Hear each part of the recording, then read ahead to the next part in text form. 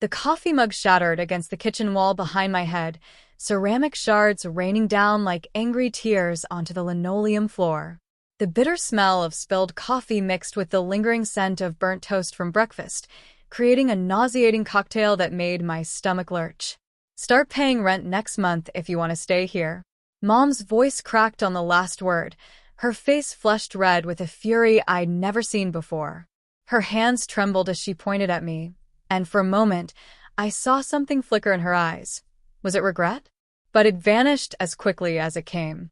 Dad stepped forward from the doorway, his newspaper still folded in his grip. Maybe it'll teach you respect, he added, his voice cold and measured, like he was discussing the weather instead of throwing his daughter out onto the street. The kitchen fell silent except for the steady drip of coffee sliding down the wall.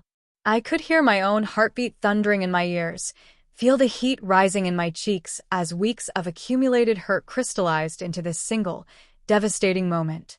The morning light streaming through the window seemed too bright, too cheerful for what was happening. Dead weight. Mom had called me just yesterday. Useless, she'd muttered under her breath when I'd asked to borrow $20 for gas. The words had been building up like pressure in a kettle, and now the lid had finally blown off. I bent down slowly, my fingers finding the largest piece of the broken mug, the handle, still intact, with part of the faded, "World's Best Mom" text visible. How many mornings had I drunk my coffee from this very cup, sitting at the same table, believing I belonged here? The silence stretched between us like a chasm. Mom's breathing was ragged. Dad's jaw set in that stubborn line I knew meant there would be no discussion, no negotiation. The refrigerator hummed its familiar tune, oblivious to the fact that everything was falling apart. I straightened up, still holding the broken handle, and looked at them both. Really looked at them. When had my mother's eyes become so hard? When had my father learned to look through me instead of at me? Fine, I whispered, my voice barely audible over the kitchen's ambient sounds. But as I turned to leave, I caught sight of something that made my blood run cold, a manila envelope on the counter, partially hidden beneath Dad's newspaper. My name was written on it in Mom's careful handwriting, and through the thin paper, I could make out the unmistakable shape of official documents. What were they hiding from me, and why did seeing that envelope feel like the ground was about to give way beneath my feet? Before I go further, tell me in the comments where you're watching from, and if you're hooked already, a like and subscribe will keep these stories coming. The envelope seemed to pulse with secrets as I stood there, ceramic handle cutting into my palm. Mom noticed my stare and quickly stepped sideways, blocking my view, but it was too late. I'd seen it. I'd seen my name. Lauren. Dad's voice had softened slightly, but there was something else there now. Urgency? Fear? Just go to your room. We'll talk about this later. But I couldn't move. The envelope had changed everything. This wasn't just about rent money or respect, or even their frustration with my struggling design career. This was something bigger, something they'd been planning. What's in the envelope? I asked, my voice steadier than I felt. Mom's face went pale. It's nothing that concerns you right now. Nothing that concerns me? I laughed, but there was no humor in it. My name is on it, Mom. My name. The kitchen clock ticked loudly in the silence that followed. Tick, tick, tick. Each second felt like an eternity as my parents exchanged a look I couldn't decipher. Dad folded his newspaper with deliberate precision, the paper crackling like kindling. We were going to tell you, he said finally. Tell me what? Mom's hand moved protectively over the envelope. After you got your life together. After you proved you could be responsible. The words hit me like physical blows. Whatever was in that envelope, they'd been keeping it from me, using it as some kind of leverage. The coffee stain on the wall seemed to grow larger in my peripheral vision, spreading like a dark omen. I took a step toward the counter, but Dad moved to block me. Lauren, don't. Don't what? Don't find out what you've been hiding from me in my own home. The words came out sharper than I intended, but I was past caring about tone. That's when I heard it, the soft sound of paper rustling. Mom was trying to slide the envelope away, but her nervous movements only made it more obvious. In that moment, watching my own mother hide something with my name on it, I realized that everything I thought I knew about my family, about my place in this house, might be a lie. The broken mug handle slipped from my fingers and clattered to the floor, and in that small sound, I heard the echo of something much larger breaking apart. The envelope crinkled as Mom's fingers tightened around it, and that sound, that tiny, insignificant sound, shattered whatever restraint I had left. I lunged forward, my hand closing around the corner of the manila paper before she could pull it away completely. "Let go, Lauren." Mom's voice pitched higher, panic bleeding through her anger. "No." I yanked hard, and the envelope tore partially, revealing a letterhead that made my heart stop. Whitmore and Associates, Estate Planning. Dad's hand clamped down on my wrist, his grip firm but not painful. That's enough. But I'd seen enough. Estate planning. My name. The careful way they'd hidden it. The pieces clicked together with sickening clarity, and suddenly the demand for rent, the constant criticism, the way they'd been treating me like a burden, it all made horrible sense. "Someone died," I whispered, my voice barely audible. "Someone died and left me something." The silence that followed was deafening. Mom's face crumpled, and for the first time in weeks, she looked like the mother I remembered. Vulnerable, tired, human. "Your grandmother," Dad said quietly, releasing my wrist. 3 months ago." The words hit me like ice water. "Grandma Rose? 3 months ago." My voice cracked. "She's been dead for 3 months, and you didn't tell me?" Mom sank into one of the kitchen chairs, the torn envelope clutched against her chest. "We were going to." "When?"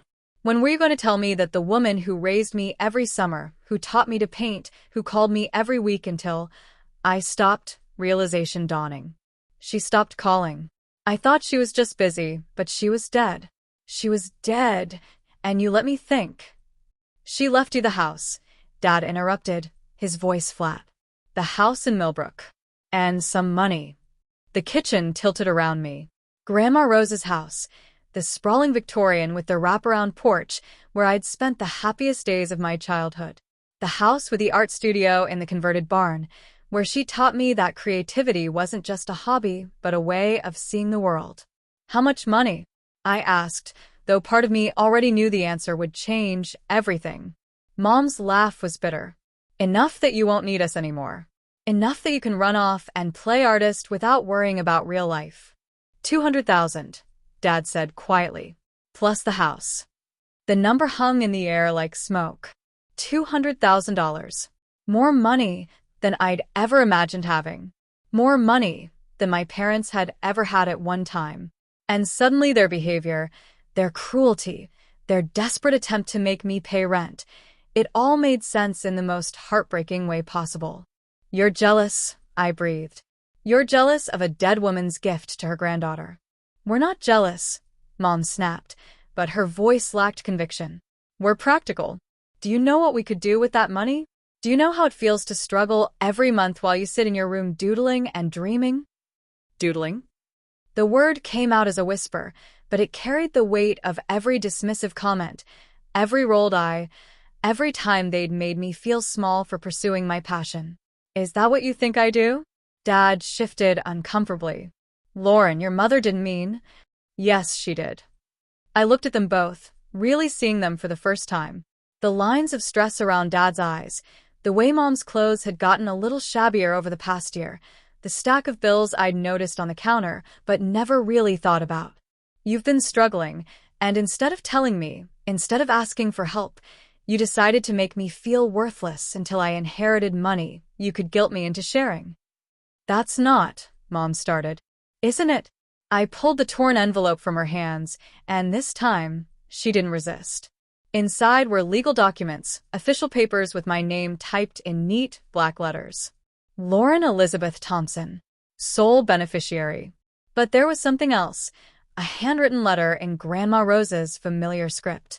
My hands shook as I unfolded it, and the first line made my knees weak. "My dearest Lauren, if you're reading this, then I'm gone and your parents have finally told you the truth. I'm sorry it took so long." I looked up at my parents, confusion and hurt warring in my chest. She knew. She knew you weren't going to tell me right away." Mom's face had gone ashen. Keep reading.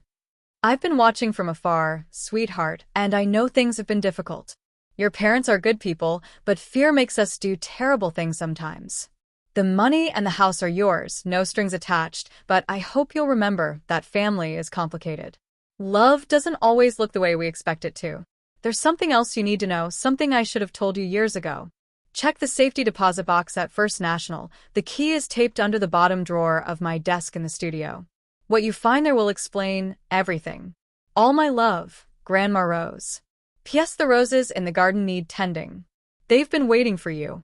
I read the letter twice, my mind reeling. Another secret. Another mystery. And the way she'd written about my parents, like she'd known this would happen, like she'd been preparing for it. What's in the safety deposit box? I asked, looking up at my parents, but their faces told me everything I needed to know. They had no idea. Whatever Grandma Rose had hidden away, whatever final secret she'd left for me to discover, they were just as in the dark as I was.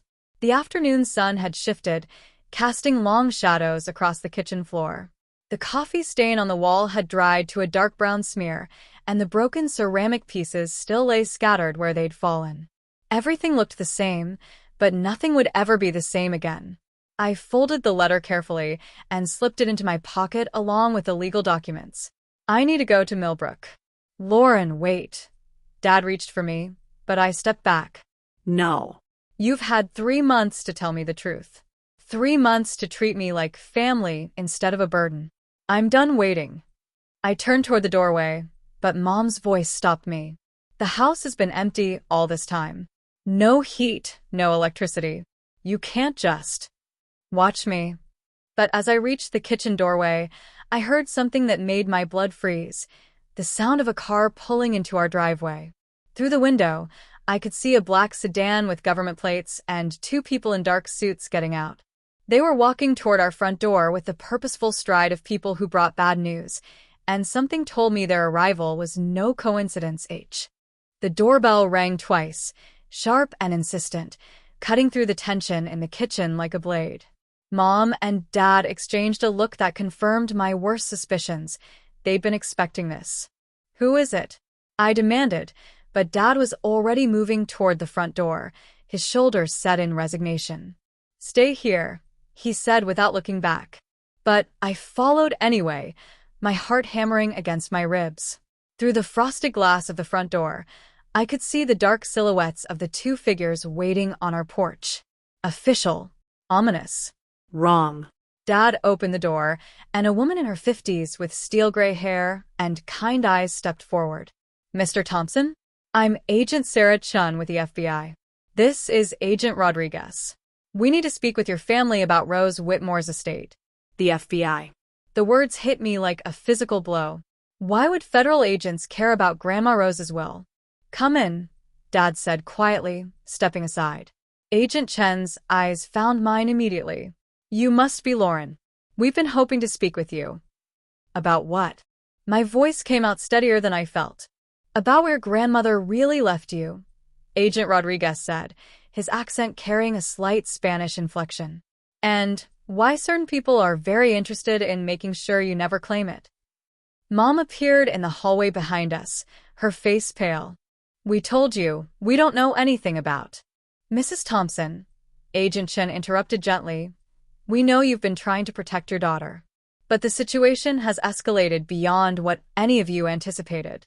They moved into our living room, and I noticed how Agent Rodriguez positioned himself near the window, his eyes scanning the street outside.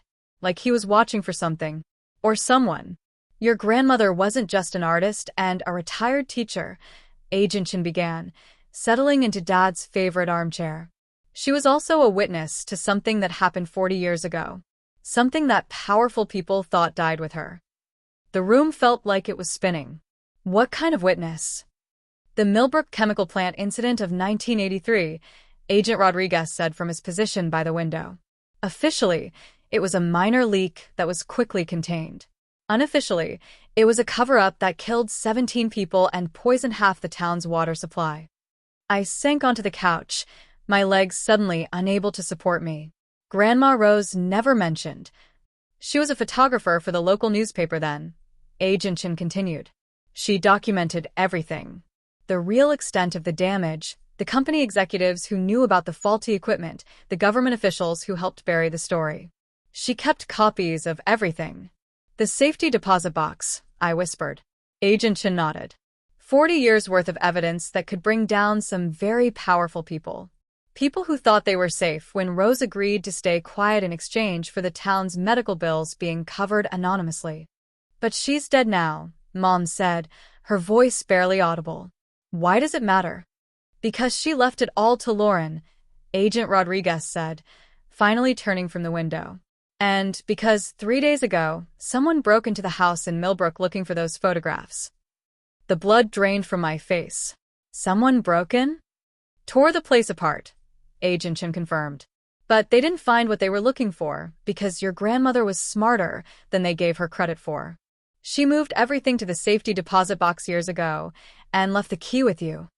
I don't have any key, I protested. Check your pocket, Agent Chin said softly. Confused, I reached into my jeans pocket and felt something small and metallic that hadn't been there before. When I pulled it out, a small brass key gleamed in my palm. How did? Your grandmother was very thorough, Agent Rodriguez said. She had the key sewn into the lining of an old jacket she knew you'd inherit. When you put it on this morning before coming downstairs, the stitching finally gave way. I stared at the key, my mind reeling. I had put on Grandma Rose's old denim jacket this morning. I'd been wearing it so much since the weather turned cool, finding comfort in the faint scent of her perfume that still clung to the fabric. The people who broke into the house, I said slowly, they're still looking for this. They know you inherited everything, Agent Chin confirmed. And they know you're the only one who can access what Rose left behind. That's why we're here. To offer you protection and to ask for your help. What kind of help? Agent Rodriguez moved away from the window, his expression grim. We need you to retrieve those documents. With Rose's evidence, we can finally bring justice for what happened in Millbrook. But we have to move fast. Why fast? Because, Agent Chin said quietly, our sources indicate they're planning to make their move tonight. They know where you live, Lauren. They know about the inheritance. And they're not going to let you walk away with evidence that could destroy them. As if summoned by her words, a car engine rumbled to life somewhere down the street. Agent Rodriguez was back at the window instantly, his hand moving to his jacket. We need to go, he said urgently. Now. Go where? Dad demanded. Somewhere safe, Agent Chin said, standing. All of you. This family is in danger as long as Lauren has that key. But I was already moving, Grandma Rose's letter burning in my pocket alongside the key. I'm going to Millbrook. I'm going to get those documents. Lauren, no. Mom started. It's what she wanted, I said firmly. She left me everything for a reason. She trusted me with this. Agent Chin studied my face for a long moment. It's dangerous. These people have killed to keep this secret. Then it's time the secret came out. The sound of car doors slamming outside made us all freeze. Agent Rodriguez drew his weapon, motioning for us to get down. Back door, he whispered urgently. Now. But as we crept toward the kitchen, I heard something that made my heart stop, the soft sound of glass breaking upstairs. They weren't just outside anymore. They were already in the house. Agent Chin grabbed my arm, her grip firm but reassuring. Stay close to me. We're going to get you out of here, and then we're going to finish what your grandmother started. The key felt warm in my palm as we moved through the shadows of my childhood home, and I realized that everything I thought I knew about my family, about my inheritance, about my quiet life as a struggling graphic designer, had been built on a foundation of secrets that were finally crumbling away. But as we reached the back door, and I heard footsteps moving through the house above us, I also realized something else. Grandma Rose hadn't just left me money and property. She'd left me a choice. I could run, hide, let the agents handle everything and try to return to my normal life. Or I could honor the trust she'd placed in me and see this through to the end, no matter the cost. The back door opened silently, and cool evening air rushed in. Agent Chin looked at me expectantly, waiting for my decision. I thought about the roses in Grandma Rose's garden, waiting to be tended. I thought about 17 people who died for corporate profits and government convenience. I thought about 40 years of silence and the weight of truth. "Let's go to Millbrook," I said quietly. And as we slipped out into the gathering darkness, I knew there would be no going back to the life I'd known that morning. The girl who'd been called deadweight and asked to pay rent was gone forever. In her place stood someone who carried the key to justice and the determination to use it. The roses were waiting, and so was the truth.